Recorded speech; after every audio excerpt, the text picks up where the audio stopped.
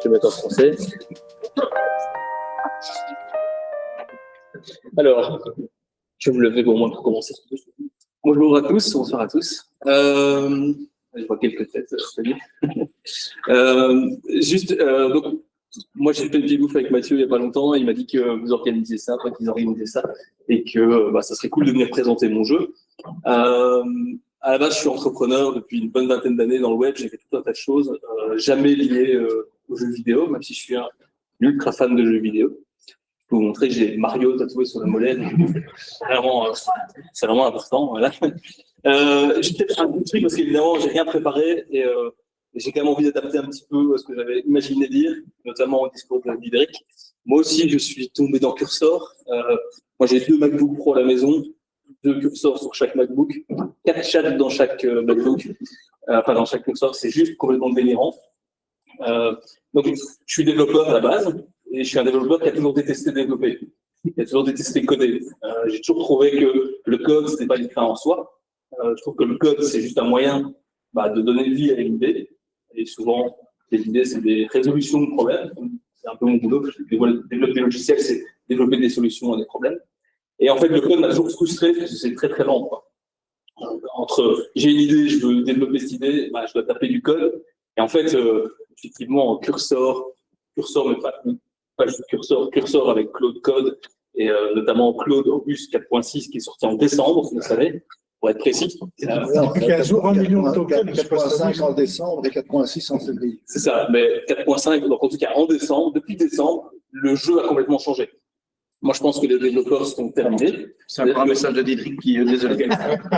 Moi, je pense qu'en 2027, il n'y aura plus de développeurs, ce sera comme le maréchal Ferrand, ça n'existera plus. Parce que ça n'a plus aucune utilité, et tant mieux, franchement. Moi, depuis l'arrivée de Cursor et de Claude, on pourra en parler après, s'il y a des développeurs qui ne sont pas contents, c'est normal, comme Maréchal Ferrand n'est pas content de faire son boulot, bon, ils font autre chose, mais donc, on discute après, si vous voulez. Mais donc, ce que je voulais dire simplement, c'est qu'effectivement, depuis l'arrivée de Claude, en fait, moi, personnellement, ça m'a complètement libéré, c'est-à-dire que ce qui me prenait 3 mois me prend maintenant 3 heures, et encore, c'est beaucoup 3 heures. Et donc, effectivement, ça pue dans tous les sens. Le côté négatif de ça, c'est que ça peut être effectivement un peu boulimique. Moi, comme toi, je dors pas très bien. L'IA qui est censée nous alléger au quotidien, moi, c'est plutôt l'inverse. J'ai un état de FOMO constant, où j'ai l'impression que quand je dors, je suis pas en train de faire des trucs. Donc voilà, je voulais juste dire que je comprends. Moi aussi, donc voilà mon frère. Voilà. Qui va comprendre cette situation? Ok, on est bien ensemble. On est bien. Juste une petite parenthèse avant d'attaquer le jeu, parce que je voulais en parler, puis Mathieu m'a dit ouais, tu reviendras, mais j'ai quand même envie d'en parler. Si vous allez sur aroger.ai, j'ai fait ce que fait Diderot, mais c'est disponible en prod. C'est basé sur OpenClaw, si vous en avez entendu parler. Vous créez un compte, on vous crée une instance OpenClaw, vous pouvez connecter vos outils, vous pouvez connecter votre Gmail, enfin je ne vais pas vous montrer comme ça, mais vous pouvez connecter votre Gmail, votre calendrier, votre Notion, tout ce que vous voulez, et puis vous pouvez juste parler à Roger, il s'occupe de tout. Donc c'est un peu ce que Diderot a construit sur son ordi. Moi, il est dispo, vous pouvez... Je vais tomber sur des trucs. Les gens comme on m'a dit ça. Si vous voulez faire ce que fait Diderot, a parlé à un assistant qui fait plein de trucs pour vous pendant que vous dormez, automatiser des tâches, tout un tas de trucs que même moi, je n'ai pas forcément imaginé, parce qu'en fait, il y a une vraie intelligence derrière, c'est OpenClaw. Si vous avez un peu suivi récemment, c'est OpenClaw qui propulse Roger. Moi, j'en ai fait un outil qui n'est pas un truc de hack qui va vous balancer vos cartes de crédit sur Internet. C'est sécurisé, c'est sur un environnement sécurisé, il n'a pas accès à votre ordinateur, mais par contre, on a toute la puissance de l'outil pour automatiser sa vie dans le cadre de ça. Puisque tu le présentes, est-ce que tu donnes un code de réduction à tous ceux qui sont en puisque oui, on n'était pas censé parler commercial aujourd'hui, mais je ne fais pas pour le commercial, en réalité, vous ne pouvez pas vous inscrire, c'est en bêta. Donc voilà, je donne des gens vraiment un par un, doucement, parce que c'est quand même très complexe, il y a plein d'enjeux de sécurité. Et je vais essayer avec ce qu'il a raconté là, j'avais quand même envie de vous en parler. Je retourne vite sur Ugly Friends. Alors, tu donneras le code à la fin. Voilà. Je le ferai là. Donc, Ugly Friends. Uglyfriends.ai, c'est en prod, vous pouvez y aller. Le contexte. En décembre, sortie de Claude Opus 4.5, effectivement, qui change la donne. Moi, je suis à Center Park avec mes enfants, 3 jours entre Noël et Nouvel An. Je fais un peu chier pour être honnête. J'adore mes enfants, mais ils jouent entre eux, ils ont chacun un copain. Donc, voilà. On est là à Center Park et je me dis, bon, allez, je pourrais essayer de faire un truc un peu marrant, qui n'est pas un truc business B2B enterprise. Je vais faire un jeu vidéo, quoi. Et alors, moi, j'avais développé pendant la vague des NFT un truc qui s'appelle le Dickhead Club, qui est 2222 NFT avec des easy, vous pouvez aller voir, c'est toujours en ligne aussi. Il y avait à ce moment-là un truc qui s'appelait CryptoKitty. Je ne sais pas si vous vous souvenez de ce truc. C'était la possibilité de faire se reproduire des petits chats sur la blockchain, sur Ethereum. Ça coûtait 25 € à chaque fois qu'on faisait un breeding. Et je trouvais ça très con parce que je trouvais le concept génial de reproduire des animaux comme ça, virtuels, et d'en obtenir des nouveaux. Sauf que je trouvais que c'était débile d'avoir mis ça sur la blockchain, parce que du coup, ça coûtait 25 € à chaque fois, et donc, en termes d'adoption, c'était un peu mort. Enfin bref, j'avais un peu tout ça en tête, j'avais Pokémon que j'adore, aller acheter des boosters à 6 € pour avoir 10 cartes en papier, en acheter 9, en garder une, pour qu'un jour, elle valde quelque chose, et puis en fin de compte, on la perd. C'est le concept génial, quoi. C'est une business, ces Pokémon, ils sont vachement balèzes, quoi. Et bref, j'avais tout ça un peu en tête, et donc je suis arrivé sur un concept, je me suis dit, je vais utiliser l'IA pour générer des images, genre des cartes Pokémon. En réalité, l'IA, elle peut générer des images. Et bref, j'ai libéré dans tous les sens, j'ai fait des trucs avec des petits champignons, avec tout un tas de trucs. Et puis je suis arrivé là-dessus, en brainstormant avec Claude, nouveau. Donc, il m'a aidé aussi à définir le concept. Et avec mon fils à côté, qui a 9 ans, et qui est aussi un gros fan de jeux vidéo, où lui, il joue à style de Brainrot. Je ne sais pas si vous connaissez. Gros truc qui fait le buzz depuis quelques mois, où en gros, c'est aussi une espèce de truc générique de l'IA. On les collectionne, on les met dans une base, ils génèrent de l'argent, et puis on se les vend, on se les vole. Voilà, c'est un peu bizarre. Ça joue sur Roblox, normal, qu'on ne connaît rien. Mais du coup, voilà, c'est des petites créatures qui, avec de l'IA, qu'on collectionne. Et bref, tout ça bouillonne dans ma tête, et je me dis, je vais faire un concept. Et le concept, le voilà. Ça s'appelle Ugly Friends. Je vous fais une petite démo vite fait. Tout ça a été codé avec Cursor. J'ai pas vu une ligne de code. Par contre, c'est en prod, ça tourne, ça fait même des revenus. Parce que tant qu'à faire. Donc, je vais m'inscrire comme ça, je vous montre. Vous devrez demander un code, c'est toujours en bêta fermé, mais je l'ai accepté pour tout le monde, n'hésitez pas. C'est comment Club AI? C'est si facile. Bon, il marchera qu'une fois normalement, mais je vais essayer de m'inscrire comme ça, juste pour être clair.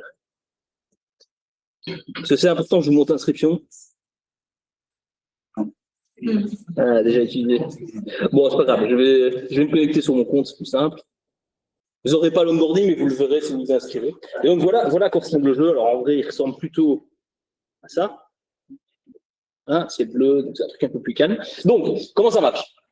En fait, donc, comme je vous ai expliqué, l'idée, c'est juste de collectionner des Ugly Friends. Les Ugly Friends, ce sont des petites créatures mignonnes, mais toujours moches. Alors, vous voyez, il y a différentes parties. On a des Ugly Friends communs, qui sont les plus communs. Par exemple, lui, c'est un Ugly Friends commun, Chester.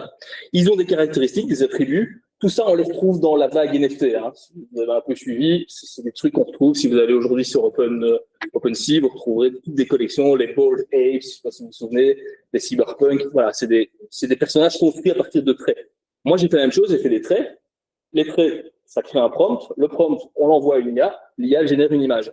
Il fallait une direction artistique. Ça a été les 3 premières semaines de boulot, ça a été de définir une direction artistique et de définir un prompt de base qui permette à chaque fois d'avoir un truc différent, parce qu'ils sont tous uniques, mais qui se ressemblent tous, c'est-à-dire qu'on comprenne qu'ils font tous partie de la même collection. Ça a été le gros du boulot, c'est pas toujours évident avec les IA de les faire travailler toujours dans le bon sens. Mais donc voilà, je vais pas m'attarder trop, allez voir, il y a plein de choses, il y a un shop, on peut acheter des trucs, on peut acheter des gemmes, les gemmes par exemple, elles sont payantes, c'est là que je génère déjà un petit peu de revenus. On a un peu moins d'une centaine de joueurs et ça fait un peu de revenus, quoi, vraiment. Il y a une place de marché où les gens peuvent mettre en vente leur Ugly Friend. On a une évolution, c'est-à-dire que la base, par exemple, la mienne, elle fait 48 emplacements. Je ne peux pas avoir plus de 48 Ugly Friends. Pour progresser, je dois la faire progresser, je dois avoir suffisamment d'argent. L'argent, il est généré comment? Par chaque Ugly Friends. Vous voyez, lui, il génère 2,32 $ à la minute. Ça avance, ça se collecte. Donc, il y a toute une mécanique de jeu. C'est très addictif, je vous préviens, vraiment. Tous les gens qui jouent j'ai une rétention à 30 jours de 100% pour l'instant. Donc, vraiment, les gens reviennent, les gens jouent, les gens vraiment sont dedans, dépensent de l'argent pour acheter des gemmes. Donc, voilà. Et donc, la partie peut-être importante, parce qu'un jeu, c'est un jeu, testez-le, c'est comme ça que vous allez comprendre comment ça marche. Mais la partie intéressante, je vais vous le mettre en français, c'est plutôt aller voir sur la page tout à l'heure, aller voir l'histoire de ça, parce qu'en fait, c'est ça sans doute que je voulais venir partager avec vous.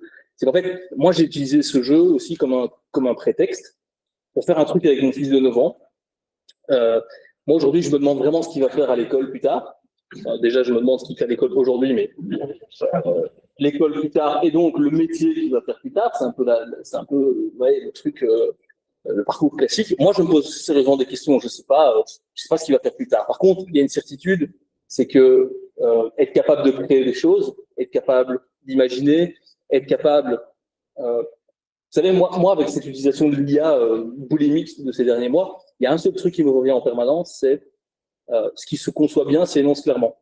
Vous voyez? Je pense que c'est le plus important, c'est sans doute la compétence. Hein, c'est Ben Point. Non, c'est bon. Ok. Ce qui se conçoit bien, c'est énonce clairement. Et je pense que c'est la compétence la plus importante à développer. Et donc, aujourd'hui, on ne code pas. C'est-à-dire, avec mon fils, je n'ai pas codé le jeu, mais on a fabriqué le jeu ensemble. On l'a fabriqué comment? Ben, on l'a fabriqué en discutant avec une IA. Quand il y a un bug sur le jeu, mon fils y joue, donc il le voit. Je lui dis, bien, on va corriger le bug ensemble. Donc, on se lance dans Cursor tous les deux. Et je lui dis, bah, corrige le bug. Comment tu vas faire pour corriger le bug? Et en fait, très naturellement, il est en train d'apprendre à coder comme en 2026. Moi, je pense qu'on devrait arrêter de dire coder parce qu'on ne code plus. Mais bon, on continue à dire coder. Drive coder, c'est très négatif. On crée, en fait. On crée, on construit, on fabrique. Et je pense qu'en fait, c'est le plus important. C'est ça que je voulais venir partager aujourd'hui. C'est que les enfants, ils comprennent tout très, très vite. Ils n'ont pas l'historique qu'on a nous. C'est-à-dire que mon fils, coder, il n'a jamais su coder, et il ne saura jamais coder, c'est pas grave. Par contre, ce qui est important, c'est qu'ils prennent le train en marche. Et donc, voilà, je pense que mettre ces enfants très rapidement sur Cursor, dans Claude Code, et leur faire fabriquer des choses, leur faire créer des choses, je trouve que moi, personnellement, je suis archi enthousiaste. Je trouve que c'est une chance énorme. On vit à une période qui est magnifique, où un gosse de 9 ans peut littéralement commencer à créer des choses. Alors certes, un jeu vidéo, mais ça pourrait être utiliser des papiers scientifiques pour trouver des remèdes contre le cancer. Je sais bien que ça fait complètement cliché, mais franchement, pourquoi pas, quoi. Donc voilà, c'est ça que j'avais envie de partager ici, c'est que je pense qu'il faut mettre nos enfants sur Cursor.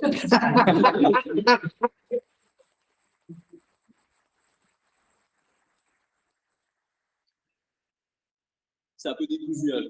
Non, c'est très bien. Mais si tu veux, peut-être montrer comment, avec peut-être pas d'espace, mais comment on crée un nouveau. Si, oui. Ouais, c'est vrai que j'ai fait un peu ça. Attends, on va le voir, parce que décousu. Mais donc, là, effectivement, pour l'instant, j'en ai que 2. Attends, je vais en libérer un. Donc, en fait, effectivement, j'ai ma base, j'ai 48 sur 48, donc là, je suis full. Enfin, je vais juste regarder lesquels je vais utiliser. On va utiliser Chester et Gaston. Donc, ils ont des œufs, chaque Ugly Friends a 3 œufs de reproduction. Une fois qu'on les a fait se reproduire 3 fois, ils sont stériles, et donc, ils ne peuvent plus se reproduire.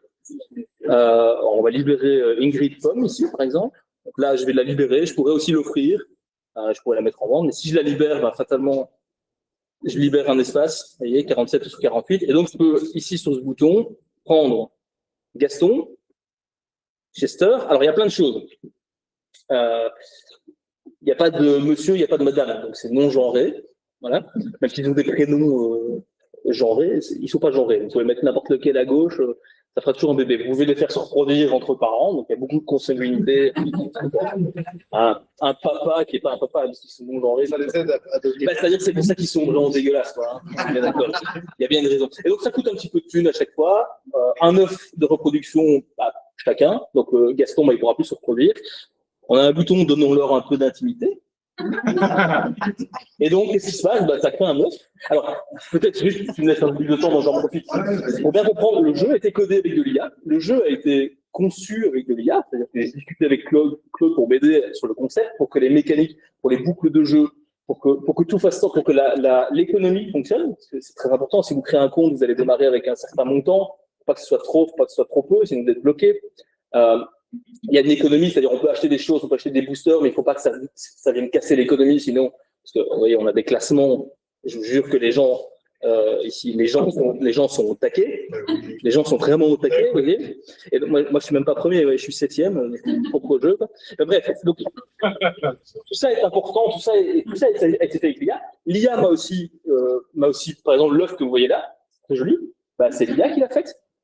Ici, on a des trophées, donc à chaque fois qu'on débloque des choses, toutes ces icônes que vous voyez là, c'est l'IA qui les a faites. Donc, il faut bien se rendre compte, je n'ai absolument rien fait, hormis prompter, quoi. Donc, ça, c'est le monde début 2026, quoi. Donc, imaginez le monde début 2027. Enfin, moi, je n'y arrive pas, mais en tout cas, je suis sûr d'une chose, c'est que ça va être formidable. Je le pense, vraiment. On va vite revenir là, comme ça, après, on peut terminer là-dessus. Donc, il reste 30 secondes, ça dure 2 minutes. Et donc, au bout de 2 minutes, l'œuf est clos et vous découvrez ce que vous avez gagné. Sincèrement, je me suis aussi posé des questions du style est-ce que j'ai pas créé un monstre? Parce que, au sens que, moi, mon fils, il est littéralement accro, quoi. Il est devenu accro. Il y a une espèce de pic de dopamine systématiquement en attendant que son œuf est clos. Bah, la même chose que quand on ouvre un booster Pokémon, il y a vraiment, ça crée vraiment des pics de dopamine. Je me suis vraiment posé la question, quoi. Je me suis dit, est-ce que j'ai pas créé un truc trop addictif, quoi. J'ai été bien aidé. Ah, voilà, ça y est. Il bouge. Et il bouge. T'as même été quoi? Hein? T'as arrêté ta phrase, t'as même été quoi? Je sais pas, je sais plus. Non, je sais pas. Oh, on a eu du bol. On a eu du bol. C'est assez rare, donc il y a vraiment toute une échelle de rareté et tout. Un commun, c'est 86%, donc c'est expliqué très bien ici. Dans la fac ici, vous verrez les raretés, bah donc on a eu un épique, on avait 2,6% de chance d'avoir un épique. Voilà. Et donc, si vous voulez tester, si vous voulez que vos gosses testent, n'hésitez pas. C'est assez addictif. Très bien. Merci beaucoup.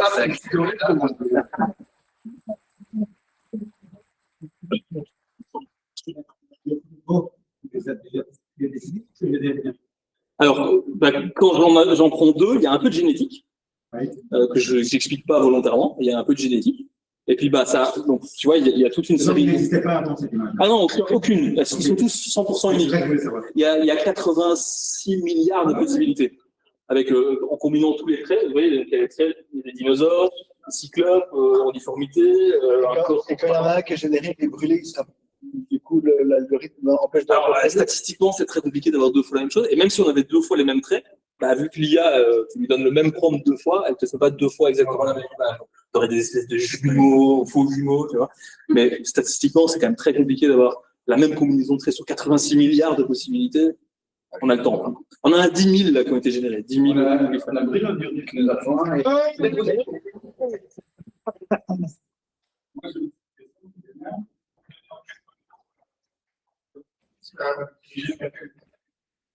L'idée avant. Ouais. C'est lui qui a l'idée de jeu, ce qui est derrière le fonctionnement. Donc la question c'est la stack technique. Parce qu'effectivement, tout ça est en prod, tout ça fonctionne, tout ça. Là par contre, je pense que c'est encore mon expérience. Donc début 2026, pour arriver à ce genre de résultat qu'on met en prod et qui fonctionne vraiment, mon expérience a bien aidé. C'est-à-dire que moi j'ai toujours développé en Ruby on Rails. Donc c'est du Ruby on Rails. C'est hébergé chez Heroku, qui est une surcouche d'AWS, Amazon. Ça utilise Sidekick, PostgreSQL en back-end, Stripe pour le paiement, Device pour l'authentication, un peu des trucs techniques. Tout ça, c'est moi qui ai dirigé directement Claude dès le début. J'ai dit, voilà, je veux que tout fonctionne avec ça. Tailwind pour tout ce qui est CSS. Et en fait, l'avantage de toutes ces technos, c'est qu'elles sont extrêmement bien documentées parce que, typiquement, Tailwind, c'est du CSS, mais en mode presque API. Quoi. On ne réfléchit pas en utilisant Tailwind. Donc, pour une IA, c'est du pain béni, quoi. Donc, ouais, là, je pense que, et c'est ce que je dis quand j'en parle autour de moi, aujourd'hui, mon expertise technique, mes 20 ans de travail dans le web, dans la tech, c'est encore très utile. Je pense que c'est fini à partir de l'année prochaine. Et encore, l'année prochaine, ce sera peut-être dans 6 mois, mais ça va disparaître. C'est-à-dire cette barrière, cet avantage compétitif que j'ai, il va disparaître. C'est une évidence. Voilà. Donc, il n'y a pas que les devs qui vont disparaître. Il y a les, je ne sais pas comment on pourrait me définir, les PM. On peut te mettre sur cette note positive. Allez, merci beaucoup. Avec plaisir.